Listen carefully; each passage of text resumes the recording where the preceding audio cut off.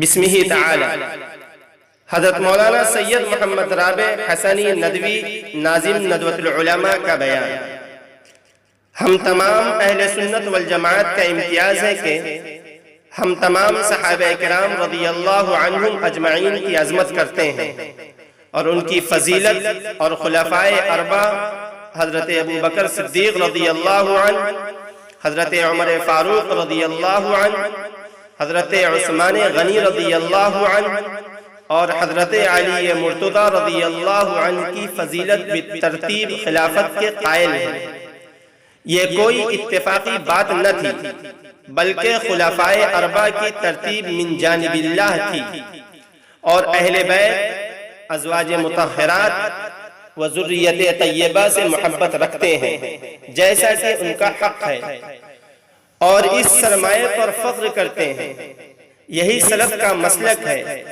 ائمہ اربعہ اور محدثین کا مسلک، اور امام ابن تیمیہ،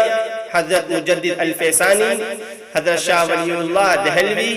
حضرت سید احمد شہید، حضرت شاہ اسماعیل شہید، حضرت مولانا محمد قاسم نانوتوی، حضرت مولانا رشید احمد گنگوہی،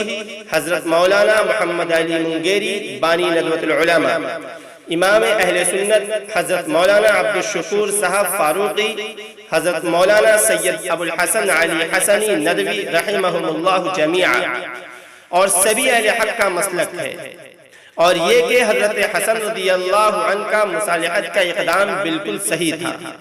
جو انہوں نے حضرت معاویہ رضی اللہ عنہ کے معاملے میں کیا تھا، جو صحابی رسول اور کاتب وحی تھے، اور اسی طرح حضرت حسین رضی اللہ عنہ کا اقدام بھی صحیح تھا،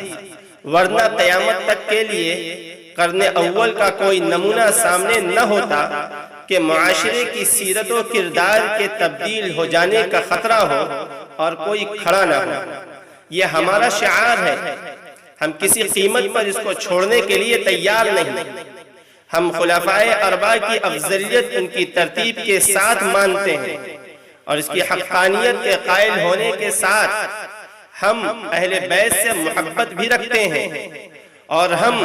حضرات حسنین رضی اللہ عنہما کے اقدام کو بالکل صحیح سمجھتے ہیں، اور سبھی صحابہ کرام رضی اللہ عنہم اجمعین کو معیار حق جانتے ہیں، اور ان کی عظمت و عقیدت اور محبت اور افضلیت کا عقیدہ رکھتے ہیں، اور یہ ہمارا شعار ہے۔ ہم